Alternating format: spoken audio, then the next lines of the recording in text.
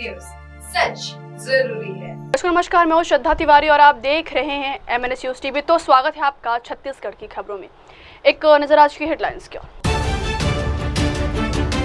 अंबिकापुर शहर में नकली धान बीज का भंडाफोड़। छत्तीसगढ़ में सांप काटने के मामले तेजी से बढ़ने लगे। विश्व पर्यावरण दिवस के अवसर पर सिवनी स्थित रिजर्व फॉरेस्ट में बृहद पौधारोपण।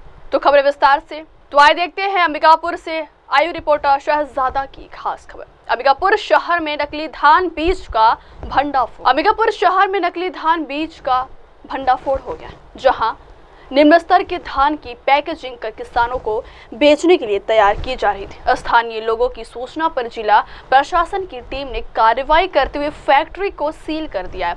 मौके से मक्का और धान के हजारों पैकेट्स तैयार अवस्था में मिले हैं, जिन्हें बाजार में खपाने की पूरी तैयारी कर ली गई थी।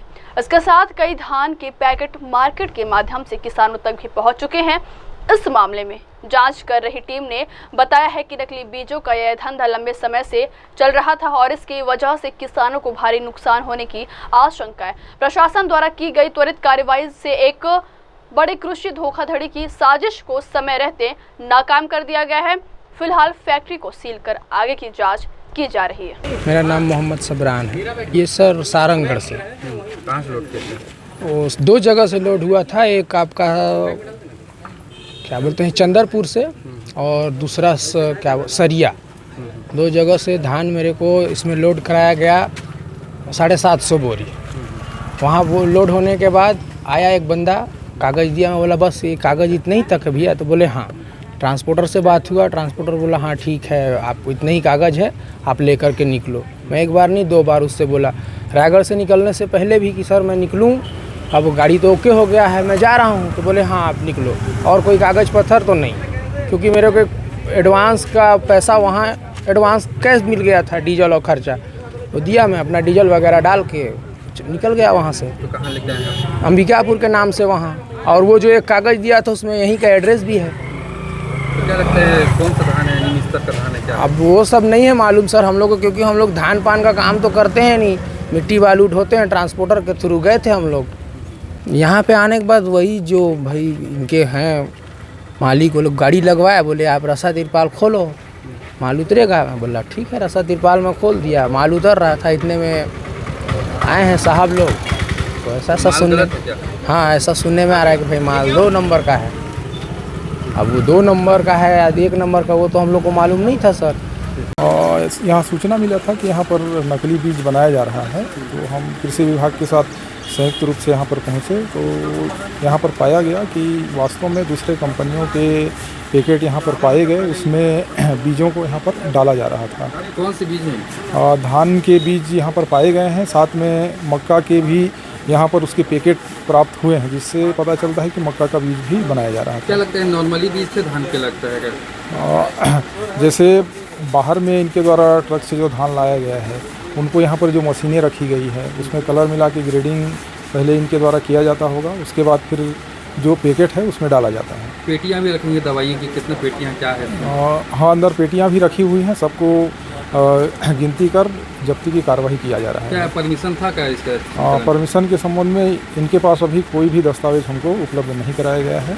क्या कार्रवाई की जाएगी? यहाँ पर मौके पे जितने भी सामग्री हैं सबको अभी जब्त कर जब्ती की कार्रवाई की जा रही है और जब्त कर प्रतिवेदन कलेक्टर महोदय को। क्या लगता है किसानों को भी कि कुछ धानें बेच दी गई हों, किस तरह से नुकसान होगा उनको? अब चूँकि जो इनके द्वारा पैकेटों का उपयोग किया जा रहा है वो बाहर के पैकेट हैं, तो किसानों को तो यही लगेगा कि ये बाहर से अधिकतम उत्पादन वाले बीज हैं, लेकिन बिल्कुल ही ठगे जाएंगे इससे। निम्न स्तर का धान है? निम्न स्तर का ही धान है।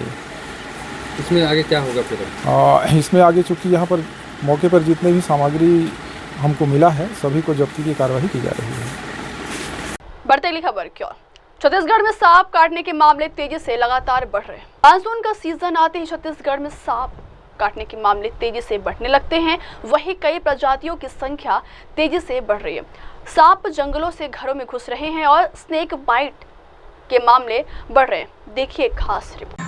यहाँ किस प्रकार के जो हैं सांप पाए जाते हैं और उनके बचाव के लिए ग्रामीण क्षेत्र में सरकार ने क्या व्यवस्था किया है? देखिए हमारे ग्रामीण क्षेत्र में अधिकतर तो कोबरा बाइट का केसेस है और करेत, कामन करेत और रसेल्स बायपर के आते हैं। और हमारे यहाँ एंटी स्नेक विनम 20 वायल हम रखे रहते हैं। प्राइमरी डोज हम लगा के उसको उच्च संस्थान में भेजते हैं। ज्यादातर मामलों में लोग लेट करते हैं कि तुरंत आ जाते हैं? ज्यादातर मामलों में लेट करके आते हैं। ग्रामीण क्षेत्र है, इसलिए झाड़ फूक में ज्यादा उनको फेंक रहता है, तो उन लोग पहले करके आते हैं अपना जो भी करके। लेकिन हमारा कहना यह रहता है कि जल्दी से जल्दी पहुंचे, ताकि हम उसका उपचार करके कम से कम प्राथमिक उपचार करके उच्चतर संस्थान में भेज सकें।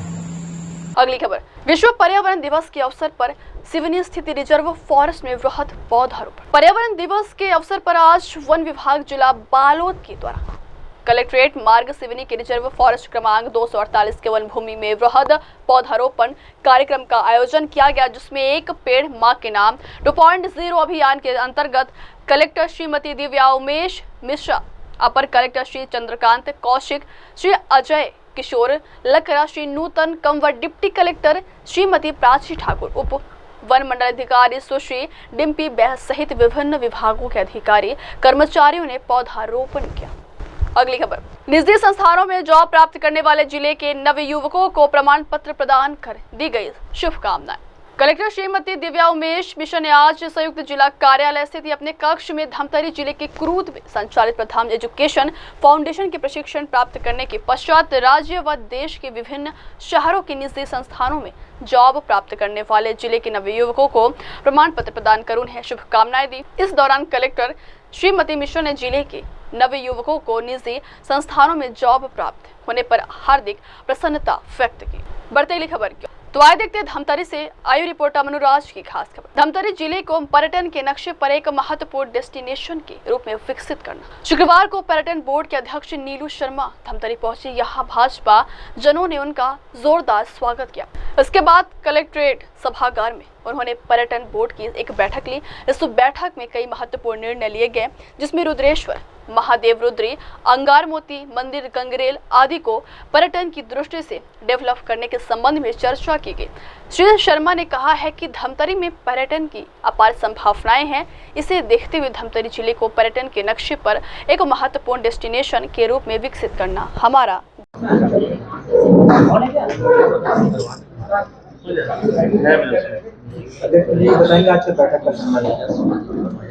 आज पर्यटन मंडल अध्यक्ष बनने के पश्चात प्रथम धमतरी आगमन हुआ है। मैं यहाँ का भारतीय जनता पार्टी के संगठन का प्रभारी भी हूँ, तो दोहरी जिम्मेदारी है। यहाँ पर कलेक्ट्रेट के सभागार में जिला पर्यटन समिति की अभी बैठक हुई है और बैठक का उद्देश्य ये है कि धमतरी जिला का भी अपना छत्तीसगढ़ में इतिहास है और यहाँ के जो गंगरेल बांध है, उसके अलावा माड़म सिल्ली है। धमतरी जिले में हमारे नगरी से हवा में सप्तऋषि सिंह ऋषि जी का कर्णेश्वर महादेव और रुद्रेश्वर महादेव सहित ऐसे पर्यटक केंद्र जिसको आने वाले समय में टूरिस्टों के लिए और अच्छे से डेवलप किया जा सके। गंगरेल वैसे भी काफ़ी समय से जो है वो पर्यटक का केंद्र रहा है और पर्यटन बोर्ड की तरफ से वहाँ पर जो डेवलपमेंट किया गया है उसको जो है हम इस गंगरेल को मिनी गोवा का भी जो है वो नाम देते हैं। काफ़ी फुटफॉलिंग है, बहुत बड़ी संख्या में लोग यहाँ पर आते हैं। उसी प्रकार से यहाँ की जो धार्मिक आस्था से जुड़ा हुआ रुद्रेश्वर महादेव है, उस पे एक फाउंटेन या डेकोरेट लाइट या वहाँ पर सौंदर्यीकरण की दृष्टि से जो वहाँ पर लोग पहुँच सकते। जो धमतरी में आए तो गंगरेल, गंगरेल से रुद्री, फिर माड़म सिल्ली में भी काफ़ी फुटफॉलिंग है, तो वहाँ का भी एक प्लान डीपीआर की दृष्टि से पीपीपी मॉडल पे हम क्या कर सकते हैं। उसके अलावा नगरी सिहावा में सप्तऋषि सिंह ऋषि का जो है एक बड़ा आस्था का हमारा वहाँ केंद्र है। कर्णेश्वर महादेव है, महादेव का उद्गम स्थल है। बहुत बड़ी संख्या में अस्थि विसर्जन करने के लिए लोग जो है छत्तीसगढ़ सहित उड़ीसा से भी यहाँ पहुँचते हैं। ऐसे सारे विषयों को लेकर यहाँ पर बड़ा जो है वो पर्यटन समिति के सदस्यों की तरफ से, प्रबुद्धगण की तरफ से, जनप्रतिनिधि गण की तरफ से जो है वो सुझाव आया है। पर्यटन बोर्ड के अध्यक्ष के नाते आज आने का उद्देश्य ये भी है कि छत्तीसगढ़ जो है वो पर्यटन के दृष्टि से यहाँ बड़ी अपार संभावना है।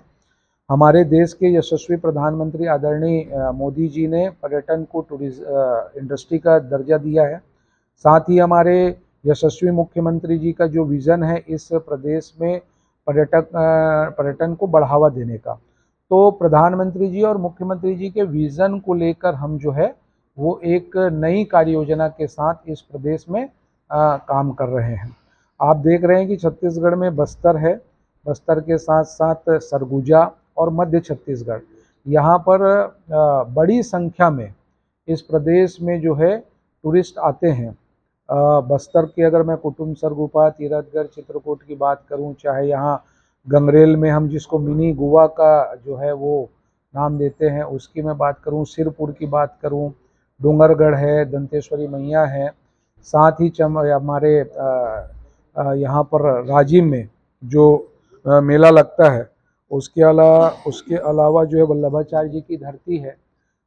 उसके साथ साथ मैन पार्ट भी एक हमारा जो है छत्तीसगढ़ का शिमला के रूप में जाना जाता है।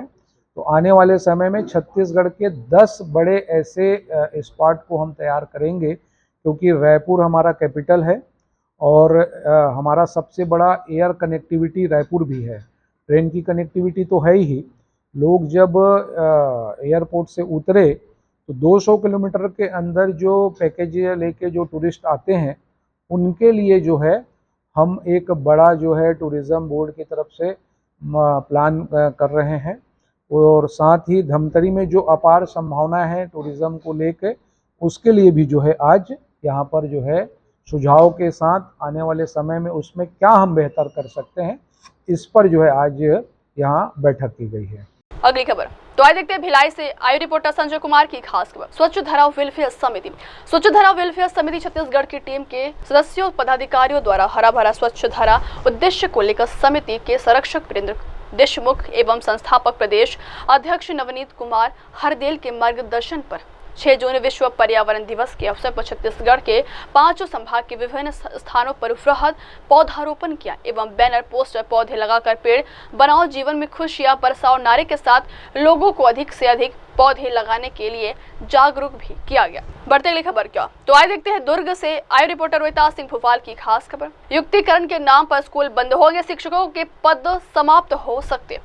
शिक्षा न्याय आंदोलन छत्तीसगढ़ प्रदेश कांग्रेस कमेटी द्वारा शिक्षा न्याय आंदोलन की तैयारी की जा रही है, इसे लेकर आज जिले में प्रेस वार्ता आयोजित हुई, जिसमें पूर्व कैबिनेट मंत्री रविंद्र चौबे ने कहा है कि भाजपा सरकार द्वारा शिक्षा विभाग में युक्तिकरण के नाम पर 10,463 स्कूलों को बंद करने का निर्णय लिया गया है, जिससे लगभग 45,000 से अधिक शिक्षकों के पद समाप्त होंगे।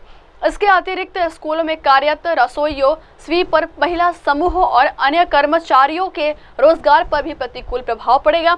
यह नीति विशेष रूप से अनुसूचित क्षेत्रों में छात्र छात्राओं के शैक्षिक स्तर को प्रभावित करेगी और युवाओं के लिए रोजगार के अवसरों को सीमित करेगी। तो आइए सुनते हैं रविंद्र चौबे जी। जो वर्तमान सरकार के द्वारा शिक्षकों की युक्तिकरण और संलग्नीकरण का काम प्रारंभ किया गया है, प्रदेश में इससे शिक्षा की व्यवस्था बहुत बदहाल होने की स्थिति में है।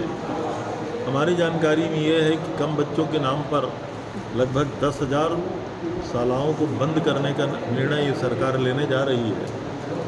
उन शालाओं में पदस्थ लगभग 50,000 से अधिक शिक्षकों के पद की पदस्थापनाएँ जो हैं पोस्ट को ही समाप्त करने का निर्णय सरकार के द्वारा किया जा रहा है। माननीय मोदी जी की गारंटी में शिक्षक भर्ती का कहा गया था, पहले कहा गया 52,000 शिक्षकों की भर्ती होगी, बाद में कहा गया 30,000 शिक्षकों की भर्ती होगी। अभी माननीय मुख्यमंत्री जी ने कहा 20,000 शिक्षकों की भर्ती होगी, जिसमें 5,000 इस शिक्षा सत्र में किया जाएगा।